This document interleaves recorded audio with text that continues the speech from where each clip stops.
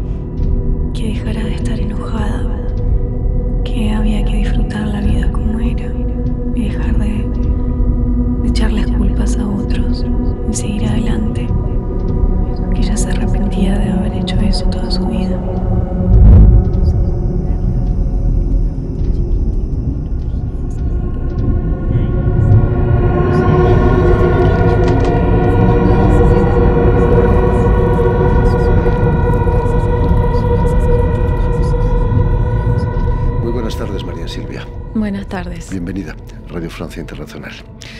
Dejar de estar enojados constantemente y disfrutar de la vida, como vimos en tu película, no estaría fácil, ¿no? No, creo que es una tarea muy compleja que tiene que ver con el poder transformar lo que duele de alguna manera para poder avanzar. Porque cuando uno no logra procesar procesar ciertas cuestiones que quedan en el pasado y cuando uno tiene tantas palabras no dichas, de alguna manera hay algo en nosotros que queda incompleto y que creo que por eso también es lo importante del poder transformativo del arte, ¿no? Como herramienta para poder acceder a esos espacios también del perdón, pero el perdón hacia uno mismo, digamos, para poder lograr una reparación, por así decirlo. Lo que no impide que sintamos una cierta frustración.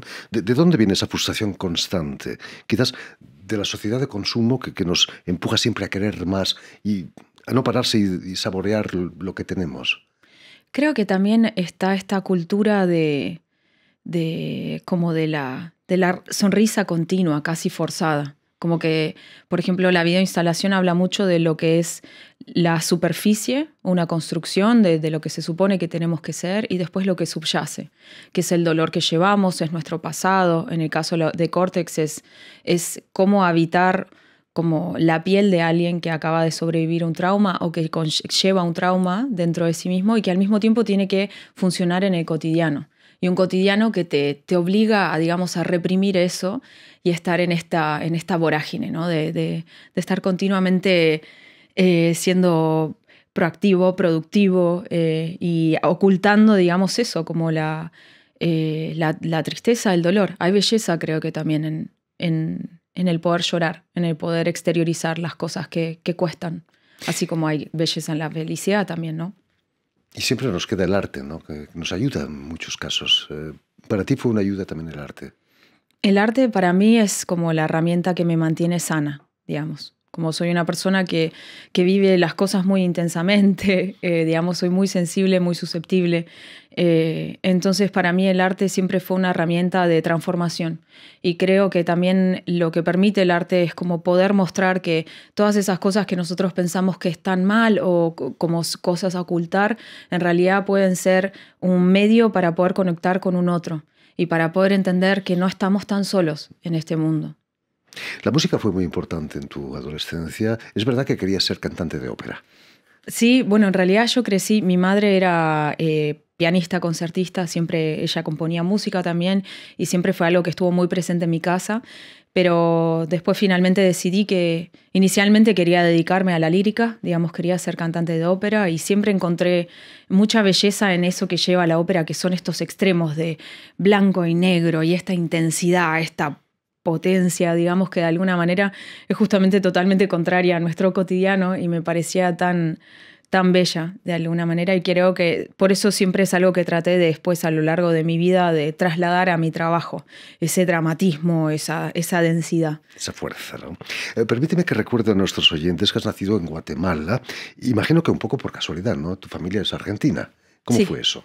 O sea, mi padre es ex diplomático, entonces siempre estuvimos, digamos, como con nuestra casa. Nuestra casa era una casa rodante, por así decirlo. Siempre estuvimos mudándonos, cambiando de país. Por eso también el tema de, para mí la familia fue siempre algo, fue mi constante, fue como mi raíz. Y por eso también la necesidad del poder transformar las cosas que duelen para poder, o sea, quedarme con la memoria de lo bello. Y no solamente con lo doloroso, por así decirlo. Imagino que viviste en varios países, ¿no? ¿Dónde Sí. viviste? Bueno, en Guatemala, viví en Chile, vivimos un tiempo en Bolivia. Y después fue siempre como ir y venir mucho a acompañar a mi padre. Pero después finalmente me quedé en Argentina. Y ahora ya hace unos años que estoy en Francia. Para una futura cantante de ópera, tener el Colón de Buenos Aires es como una joya, ¿no? Sí, es un sueño. ¿Cuándo por primera vez asistes a una representación en el Colón? Habrá sido... ¿Te acuerdas? Me acuerdo que fui a ver Don Giovanni y yo habré tenido, no sé, 23 años, una cosa así, o sea, una edad bastante avanzada. Porque por mucho tiempo estuvo cerrado el Teatro Colón. Digamos, yo cuando empecé a estudiar la lírica no estaba el Teatro Colón abierto porque estaba con todas las reformas. Pero siempre que voy allá es avasallante porque también la acústica de ese teatro realmente es algo muy único. Curioso que fuera Don Giovanni, ¿no? El peso del padre, Sí. comendador. Terrible, ¿no? Sí. El arte, bueno, está presente en tus películas. Tu primer largometraje documental exploras precisamente esos recuerdos de infancia, ¿no? ¿Por qué tuvo tanto éxito esa película, Silvia? Silvia trata sobre, es como a los 6 meses que fallece mi madre, yo comienzo a hacer esta película de forma totalmente independiente, y la película es un intento por reconstruir la memoria de alguien que ya no está, y es el acto fallido de eso, pero lo interesante es todo lo que brota en ese intentar reconstruir la memoria de alguien, porque de ahí surgen los silencios, las cosas no habladas, las cosas de las cuales no se quiere hablar, y en eso también está el hecho de la necesidad de poder reparar un pasado, lo que duele. Porque para mí, en el caso de Silvia, era muy importante que se conociera verdaderamente la historia de mi madre, que se entendiera qué era lo que se había vivido a puertas cerradas, porque estaba la imagen de una familia perfecta, de familia de diplomáticos y todo lo demás, y después lo que pasaba a puertas cerradas era algo muy fuerte, muy doloroso. Más allá de los traumatismos, ¿no resulta algo doloroso volver a ver esas imágenes? Es algo nuevo en nuestra civilización. Hace 100 años nadie podía ver, salvo viejas fotos, las imágenes del pasado, ¿no? ¿Es difícil verlas de nuevo para ti, Silvia? Hoy por hoy, ver Silvia, la película, sí, me es muy difícil. Es una película que al día de la fecha me duele mucho. Yo creo que en ese momento, cuando la estaba haciendo, estaba en un estado de shock. Y para mí revisitar las imágenes de mi madre era una forma de verla todos los días. Era como si nunca se hubiera ido. Y cuando cerré la película, ahí caí en la cuenta de que ella había fallecido, que ya no la iba a ver más. Entonces para mí fue como un doble luto, por así decirlo, como que fue cuando ella falleció y después cuando cerré la película fue terminar de caer en la cuenta de lo que había pasado y que ya no iba a seguir intentando reescribir esa historia ya le pertenecía a alguien más. La inteligencia artificial nos lleva todavía más lejos. Hay empresas que te proponen una conversación con tu madre, con imágenes de archivo y de fotos, y su voz pueden reconstruir una madre como la tuya, con la que puedes conversar. No es algo artificial, no es como una especie de monstruo de Frankenstein que estamos creando. Me parece algo muy fuerte. Yo Terrible, creo ¿no? que también hay algo de ahí la importancia del tema de la memoria, porque creo que cuando una persona se va, lo que queda en vos es como una huella de esa persona. Y es una huella que se transforma a lo largo de los años. Tratar de volver a ir a esa voz o de generar algo artificial con eso es como nunca querer hacer frente a todo lo que conlleva también el proceso de luto, que creo que es muy importante también en el poder aceptar un proceso de luto. Hay una transformación a nivel personal y también el poder atravesar ese luto tiene que ver con el haber amado y negar esa tristeza y negar el atravesar eso, me parece algo muy, muy fuerte, pero también muy propio de los tiempos en los que vivimos hoy por hoy. Como esa negación total al sentir genuinamente y atravesar las cosas por lo que son. Por supuesto.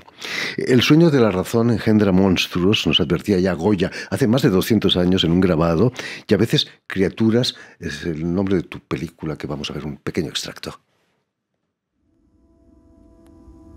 Nació un monstruo sentado en mi cabeza. Yo lo alimenté. Yo decidí darle de comer. Y con los años fue creciendo.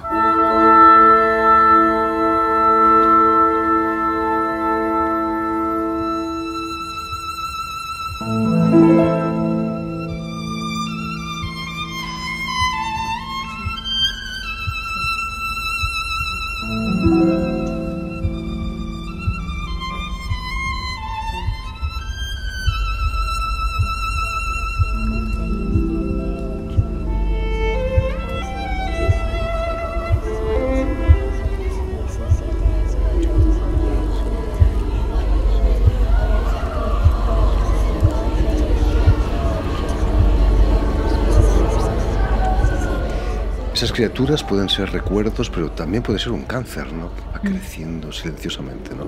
¿En qué pensabas cuando creas criaturas? Criatura lo que habla es de cómo cuando uno está con una persona, de alguna manera está también confrontado con su propio pasado, con un montón de cosas no resueltas, con las historias de nuestros padres, con todo lo que, como algo que uno lleva en su ADN de alguna manera. Entonces, siempre la persona que uno elige como pareja es reflejo, es espejo de todo eso que está no resuelto. Y eso no resuelto es esa criatura. Criatura fue un poco también, es un cortometraje que yo hice en su momento para poder mostrar un poco cómo yo podía trabajar con lo que era el registro, o sea, con la ficción, porque yo ya en ese momento había empezado a escribir un largometraje que se llama Fauces, que trata justamente de esto y que trata también sobre el tema de un proceso de luto y también de un vínculo muy tóxico que lo que hace es potenciar solamente ese dolor, ¿no? Y como todo eso que uno reprime y que no quiere afrontar, necesariamente, eventualmente va a brotar. Es eso. Terrible. Pero volvamos a la instalación inmersiva que acabas de inaugurar aquí en París, Córtex. Los recuerdos son mucho más dolorosos cuando, además, son fruto de un traumatismo, ¿no? ¿Cuál es el caso que abordas en Córtex? En Córtex el punto de partida fue otro largometraje que estoy cerrando ahora. Voy a cerrarlo a fines de este año, si no comienzos del año que viene. Y se llama Maylin y trata sobre la historia de Maylin Gobo, quien fue abusada por 15 años por el sacerdote de su escuela. Y hoy por hoy Maylin es madre y sigue luchando por obtener una justicia. Pero lo más hermoso de su historia es como ella decidió transformar todo ese dolor para justamente escribir una nueva historia para su hija. Y como el poder hacer frente a sus propios fantasmas para justamente poder avanzar y estar ahí para su hija Ona. Entonces, cómo es una película que vengo desarrollando hace 8 años y yo ya venía abordando mucho el tema de la memoria y el trauma y que también es algo que a mí me toca a nivel muy personal porque yo también he sobrevivido un abuso y entonces me parecía muy interesante el poder mostrar, por así decirlo, en un espacio lo que significa habitar la piel de alguien que ha sobrevivido a algo tan fuerte, porque tampoco creo que se utilizan palabras como el ser víctima o ciertas cosas que llevan como un cierto peso y que nosotros no llegamos a dimensionar lo que significa realmente sobrevivir a un abuso, lo que significa poder integrarse en el cotidiano, la fortaleza que significa el poder ser una mujer como Maylin y el querer buscar una justicia y que encima se te niegue esa justicia. Entonces Córtex de alguna manera trabaja desde un espacio más sensible y abstracto esto, ¿no? Como lo que subyace a esta imagen perfecta que es este bosque, que es toda la construcción de eso, de las cosas impuestas de alguna manera, de ese relato, esa construcción del cuento de hadas, por así decirlo, y cómo si uno rompe eso o mira a través de la mirilla, de la puerta encuentra que hay todo este otro dolor que de alguna manera tiene que salir para que justamente haya una resignificación, porque hacia el final de Córtex hay una esperanza, digamos, como no es algo totalmente desesperanzado, todo lo contrario, digamos, pero hace falta atravesarlo. ¿Es posible llegar a hacer el duelo de una pérdida de un ser querido o de un abuso? ¿Se puede superar eso? Sí, yo creo ¿O siempre que queda ahí en algún lado de tu subconsciente? Yo creo que son como pequeñas cicatrices que uno lleva en el cuerpo, ¿no? Como que hay, así como uno lleva arrugas, lleva marcas en la piel, lleva cicatrices, lo mismo pasa con esto. Es algo que empieza a formar parte de vos, pero es muy importante el poder transformarlo en otra cosa para que justamente permita ser una herramienta para comunicarse con un otro, para poder también prevenir, para poder denunciar, para poder evitar que se repitan ciertas cosas.